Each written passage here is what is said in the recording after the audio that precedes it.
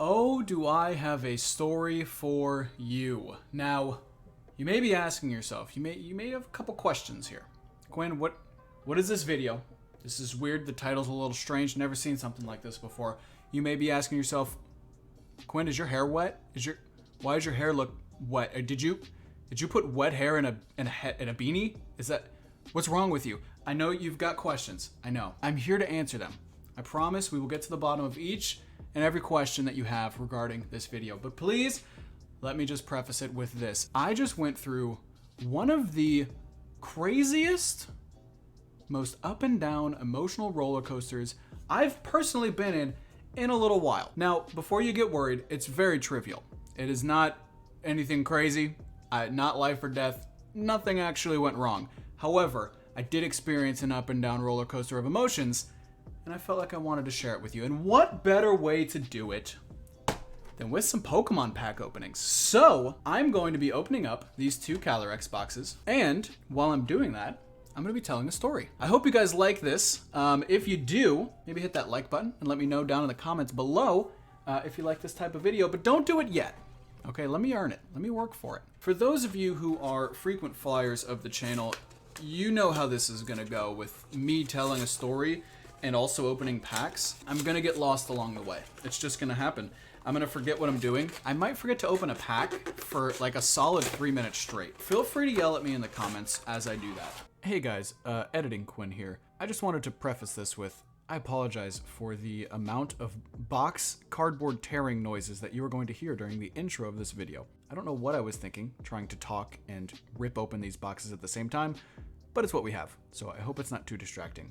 So, what happened? Why am I even here in front of this camera telling you this story? What was it that was so crazy that I had to go ahead and make this video? Well, there I was, sitting down at my desk, 5:55. I get off at 6 o'clock, and start thinking to myself, hey, what am I gonna do when I get off work today?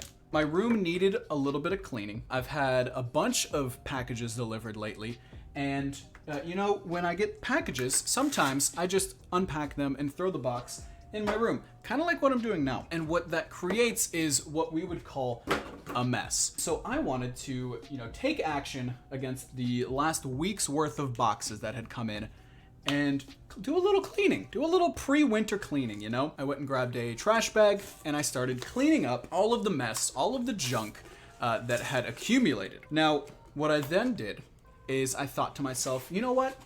I've also been sitting down for the last 9 hours straight, and I would like a little bit of exercise. I've been off my exercise train for the last couple years. I used to be sports through high school and working out and all that good stuff, and I fell off. So I've been trying to do a little better by getting a little bit of exercise whenever I can. So I thought to myself, hey, I'm gonna go ahead and I'm gonna skateboard this trash all the way to our little trash compactor in the neighborhood. And so that's what my plan was. I got out the front door and I realized, well, gosh darn it, it's trash day. I could just leave this trash right here on the door and they would come pick it up. I don't have to take this trash to the compactor because it is trash day. And yes, I did just throw a pack and it was a Darkness Ablaze, which does stink. Hopefully there's not a Charizard in there. But I mean, if there was, I wouldn't complain. I walk out my front door and I set the trash bag down on the ground. I still would like to skateboard a little bit. I still would like to get a little bit of exercise in. So I'm just gonna go on just a small little journey, just a small skateboard trip, maybe to the front of the neighborhood, to the gate and back, whatever it may be. Now, the thing about me, and some of my close friends could tell you, is when I decide to do something, I tend to overdo it, if that makes sense. I tend to send it 150%. This skateboarding trip was no different. I set out on my journey with one goal in mind, and that was to get a little bit of exercise. I kind of took that goal and ran. Well, no, I took that goal and skateboarded. So I set out on my journey. As I get up to the front gate, there's a car in front of me, and the gate opens, because cars can do that. Little men on skateboards, they can't open those gates by themselves. They're not heavy enough. But cars, gosh darn it, they are. And so I took the opportunity to continue my journey outside the neighborhood. Honestly, not a bad idea. I thought to myself, well, if I'm going to get some exercise, I may as well get a lot, right? And I start going down the street, down the main road. That's a big, busy road. I was a little scared, a little nervous, skateboarding on the sidewalk. I don't think that I'm a bad skateboarder, but I definitely don't think I'm anywhere near good. Sometimes I fear slipping and shooting my skateboard out into the middle of traffic and causing an accident. Thankfully, that didn't happen. I then realize there is a trail very close to where we live. The thing about skateboarding is if you're skateboarding in an area where the sidewalks have the little bumps, very big cracks in the middle, it's not very fun. It kind of messes up your groove, and your skateboarding becomes less of an enjoyable activity and more of a chore. So I think to myself, let's go to the trail. The trail's got nice, smooth pavement. It's great. And so I decide to skateboard another maybe half a mile to the trail. Now you might be thinking to yourself, this sounds like a great story, Quinn. Where's the emotional roller coaster? Trust me, we're getting there. Now, okay, little break. We have a Galarian Stunfisk V full art. That's awesome. Now, where were we? That's right, the trail. So I get to the trail, and I don't know how long I'm gonna go. I basically told myself, I'm just gonna go until I feel like I'm too tired to continue, but still have enough energy left to get back. Because that's the thing about skateboarding there, not driving there to the trail, is I still have to skateboard all the way back home. So if I tire myself out too much on the trail, then I'm just gonna be miserable on the way back. So I start going, I'm having a grand old time. I'm skateboarding around, swerving in and around the cyclists and the joggers. Now, of course, I was doing it respectfully. I was not getting up in their personal business, but having a great old time. There was a multitude of dogs, great sweet puppers that I got to say hello to, which was awesome. There was also someone was just out there playing with a ferret. I came up across a field, and there was a ferret in the field with these two humans. Skateboarded up to him and just very bluntly asked, "Is that a ferret?" And they went, "Yeah." Of course, the only next logical question was, "Can I pet it?" And they let me pet the ferret. So not only am I getting great exercise and doing something that I enjoy, also this Grookey is very determined to do whatever it is doing, but I also got to meet and pet a ferret. I think that was the first ferret that I had ever touched outside of like a PetSmart. You know how they sometimes, I don't know if they still do it, I haven't been in a PetSmart in a while, but sometimes they have those open enclosures where like you can kind of let the birds jump on your finger, or you can pet the ferrets, right? I think that's a normal thing. I don't know, maybe just in Florida. So all in all, it's been a great journey so far. Pet a ferret, getting some exercise, enjoying the breeze of the outdoors. It's been great. I start to tire. I start to get a bit weary, which is normal. That's fine. I'm there to exercise. That's the point. My left leg, my push leg, was very, very tired. So I start going home. Now, here's where the story takes a bit of a twist. I'm on my way home. I get into my neighborhood. We've made it 90% of the way there. If something were to have gone wrong, obviously it would have been in the first 90% of this journey, not in the last 10.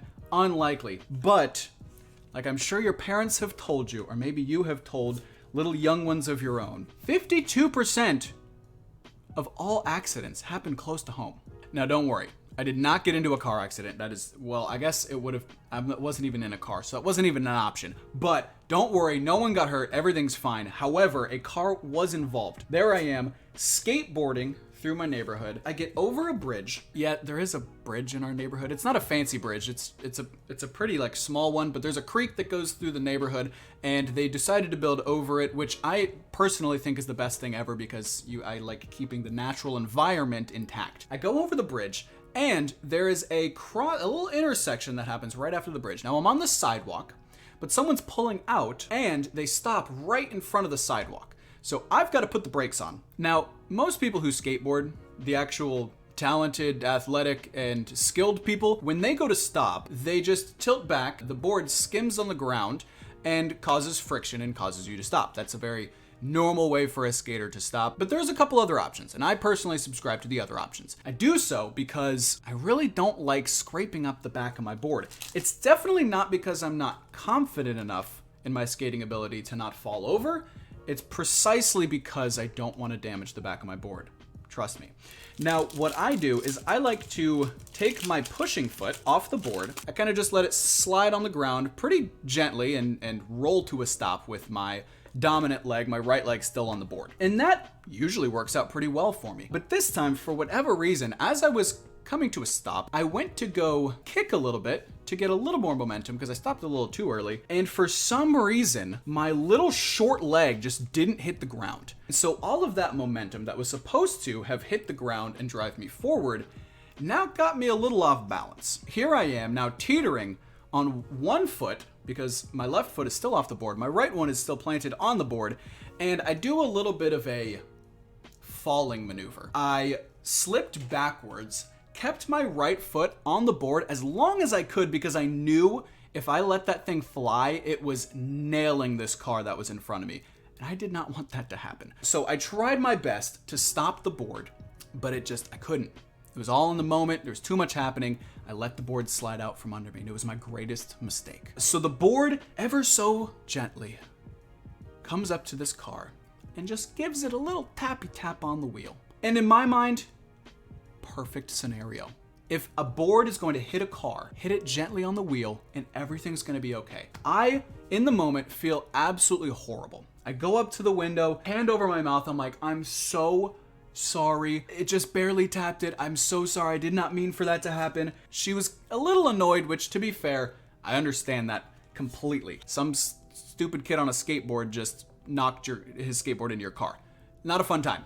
So I think she handled it well. She just said, it's okay. Clearly was a little aggravated, but just wanted the situation to be over and wanted me to carry on. I did, however, let her know there's a little bit of a mark on your wheel, but it's just a little bit of grime that had got, kind of scraped off with my board. It was not a scratch. It was not a dent. There was nothing wrong. The next time she cleaned her wheel, that would just get wiped off. She, however, took that as a little bit of like, oh, you just damaged my car. Great. So she gave me a little eye roll. She gave me some attitude. Again, I can't be upset with her. I'm the one at fault there. I just needed to set forth kind of the attitude that was going on with that situation. It was a bit uncomfortable, a bit uneasy, but at the end of the day, her car was fine. I was fine. We went along with our day. So I get home. I put my skateboard back in my trunk and I start to walk to my front door. And as I'm walking to my front door, I reach for my phone. Now, here's where we get the biggest twist of the story. My phone's not in my pocket. And I think, oh, crap. That's not good at all. That's in fact bad.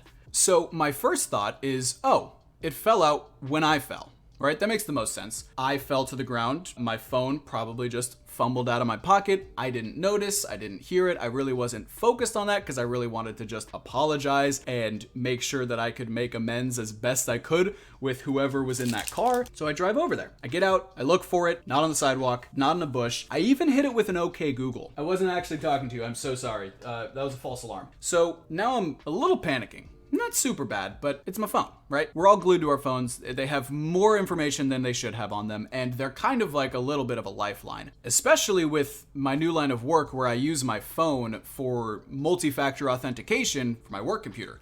So that really was what got me a little bit scared, was how am I gonna log on and work tomorrow? So I think to myself, what is the number one lesson that my sweet, sweet mom and pop taught me when I lost something? We all know it. Retrace your steps. Now, I didn't want to skate the entire way there and back again. Remember, I was tired. I had skated about 2.5 miles. I really didn't want to skate anymore. I decided I'm gonna take my car to the trail and I'm gonna skate back to where I went before and all the way back down and see if my phone is somewhere on the trail, maybe off to the side, who knows? But that's my only option. I was slightly hopeful, but I had started to get a little bit of dread sinking in. I really, really think that it should have been where I fell. I went up in the air, my phone probably flew out of my pocket. That makes the most sense. And then I started to do what you should never do in a situation like this. I started to think. I started to think about all the possibilities that could have happened. I thought back to the lady in the car. She had every right to be upset with me. And not knowing her, I thought the worst. To get back at me for hitting her car, she saw my phone on the ground and just took it. Now, I definitely shouldn't have jumped to that conclusion. That's a pretty drastic conclusion to jump to, but in the moment, I was a little freaked out that I had lost my phone, not knowing if I was going to be able to work tomorrow and how I was going to contact my boss to let them know that I couldn't. That's where I jumped to. The lady got back at me by taking my phone. I drive back to the trail, and I skate all the way back. And now mind you, it is about 7:30, 7:45 at this point. Sun's starting to set. And by the time I got back to the trail, it was dark. So not great conditions for trying to find a small, darkly colored object in a bunch of shadows and woodlands, because this trail kind of went through the woods a little bit. So it took me a good little while to get all the way up and down that trail while trying to keep my eyes peeled for my phone. And at this point, starting to think to myself, there is no way I'm going to find this thing. I'm going to have to buy a new phone, probably tonight. Thankfully, I live very close to the Best Buy that I used to work at. And I know the people there, and you know what? I might just have to cut my losses, buy a new phone. That way I can work tomorrow. So that's where my mind had ended up. Kind of had given up at that point. It was dark, it was getting late, I was very tired. I really just wasn't having it. But I had to carry on, I had to press on and see if I could find this thing. So what my plan was, take my car to an area where I could then skate up and down where I had been, and then go back to my car and drive to another area. I really wanted to do as little skating as possible. So that was my plan. In hindsight, wasn't a great plan. I should have just skated the whole thing instead of trying to poke around at different areas with my car.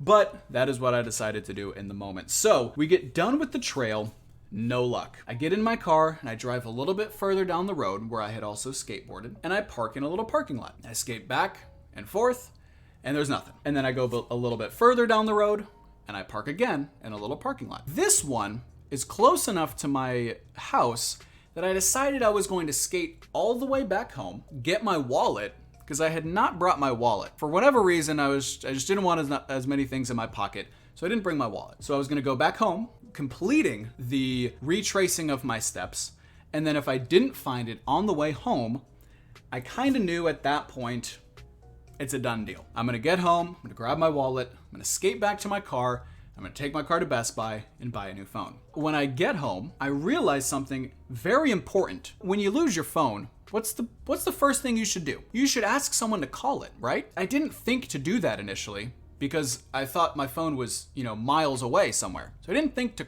call it because I couldn't see it, couldn't hear it. But now that I've come to my last straw, I walk into my roommate's room and I ask him, hey, can I use your phone for a second? I don't know where mine is, and I would like to call it. There were two possibilities that were going to happen here. Either someone was going to pick up, which best case scenario, someone picks up, that means someone had found my phone, had taken it, but was willing to give it back. The other scenarios, I guess there's three scenarios. The other scenario is it rings, and no one answers. That could mean one of two things. Either my phone is still on the side of the road somewhere, or someone does have it, but they just don't want to give it back. That's worst case scenario. The other option is it just goes straight to voicemail, which is also not great because that means either my phone has been run over and is no longer functioning, or someone has found it and turned it off. So these are going through my head, all these different outcomes, and it rings. It rings, and goes to voicemail. I call again. It rings, and goes to voicemail. Now, there's two options. Someone found it and doesn't want to give it back, or two, it's on the road somewhere, and I gotta go find it. My roommate, the genius man that Ben is, remembered that we have an app called Life 360. You sign up for a group, and it tells you where everyone is. Turns out, the phone is very close. In fact, it is in our neighborhood. The only issue is, it is the opposite direction I went. See, on my road, to get out of my neighborhood, you can go right to go out, or you can go left to go deeper into the neighborhood. That dead ends. The phone was being pinged to the left. So now I'm thinking, oh boy, how do I go and approach someone knowing that they have my phone and ask for it? Do I be super aggressive and say, hey, give me my phone, you dingus? Or do I give a more calm approach? Like, hey, I lost my phone. We pinged the location and it turns out it's right here. Maybe could I get it back? Here I am pondering my options, having a sliver of hope now because we know where the phone is, and also really regretting not going into my apartment to talk to Ben first. What I should have done is just kept walking into my front door and say, hey, Ben, can I call my phone? And this would have got taken care of a whole lot quicker. Now we're here. Ben and I are in his room, and I decide to call it one last time. Maybe he wasn't looking at the phone. Maybe it was, you know, in another room. And so I call it. It rings. It rings. It rings again. I'm losing hope. It's ringing too much. It's gonna go to voicemail again. Okay, before this climax, I'm just gonna pull this card here because I've been sitting here looking at it for about the last 5 minutes, and I'm sure some of you are freaking out like, what is behind this Slurpuff? It's Volcanion V. Nice! But then I hear a little faint, hello? Yes? Yes, hello. And they go, yeah, I found this phone. Holy hallelujah. The lights came on, the angels started singing.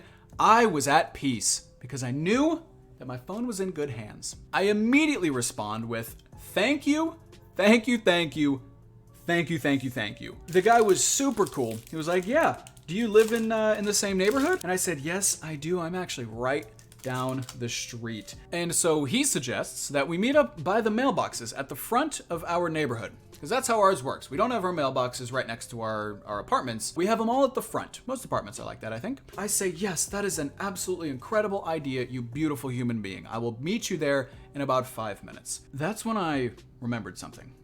Something very important. I didn't have my car. My big brain 5-head self had decided to leave my car in a parking lot and skate home. Now at the time, that seemed like a smart idea. I was gonna skate all the way home, cover all my tracks, skate back, and go to Best Buy to buy a new phone. So I tell the guy, hey, I'm actually gonna be on a skateboard. I've got a beanie on, I'm dressed in like all black, my name's Quinn. And the guy goes, okay, sounds good, I'll meet you there. We meet up about halfway to the mailbox as he actually sees me in his car and says, hey, phone guy, we don't have to go to the mailboxes because I see you right now. And so I skate over to him. I am reunited with my cellular device, and all is well in the world. The guy was super cool. He was a super nice dude. He let me know that he even emailed the leasing office. He was doing the best he could in his ability to get that phone to me, and I really appreciated that. Now, what's very funny about all of this is he found the phone right where I fell. I wonder how close I was to seeing that guy who picked up my phone. I'm sure it was within a minute of him coming and picking the phone up that I came back, which is hilarious to think about. All this being said, I had a very eventful evening filled with leg cramps, dehydration, despair, and then rejoice. So like I said at the beginning, a bit of a roller coaster, but at the end of the day, I still have my phone, I got a good bit of cardio in, and a nice leg workout. So really, who can complain? We do have one last rare to go. Behind this sweet vanillish might be our dreams and desires, but it isn't. And that's okay, because Arctivish is bubbly and happy, just like I am, for having gotten my phone back. Thank you guys so much for watching. I really appreciate it. If you enjoyed this little story time with TCG with Quinn, Quinn TCG story times with Quinn TCG, Quinn's the story time. I don't know. Maybe you do. If you if you think I should do this more often, and you have a good name for what I should call this series, maybe drop it in the comments. If you are new here and you are still around, God bless you. You really did a good job sticking with it this far.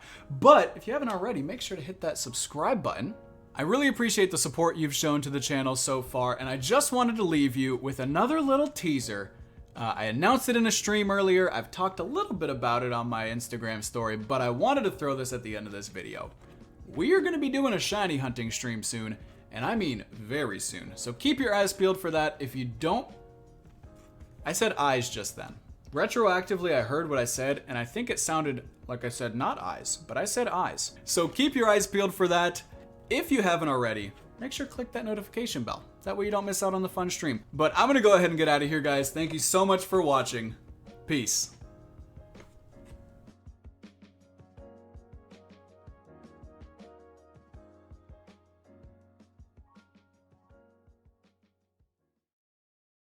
I'm sitting here in my car after recording that, and I realized I didn't even tell you guys the worst part of that entire story. It wasn't losing the phone. It wasn't the leg pain and the cardio and the dehydration. It was none of that.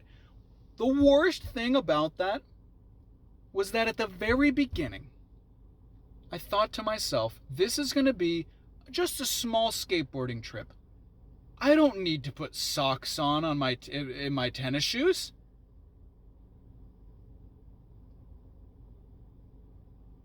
The amount of blisters that I have on my left foot is enough to break a man. Is enough to break a man down to his core. And now I'm sitting here driving to Taco Bell, using my left foot to push the clutch in, and it hurts every time. Every time. And it's all my fault. I got no one to blame but me. Have a good one, guys. Thanks for listening.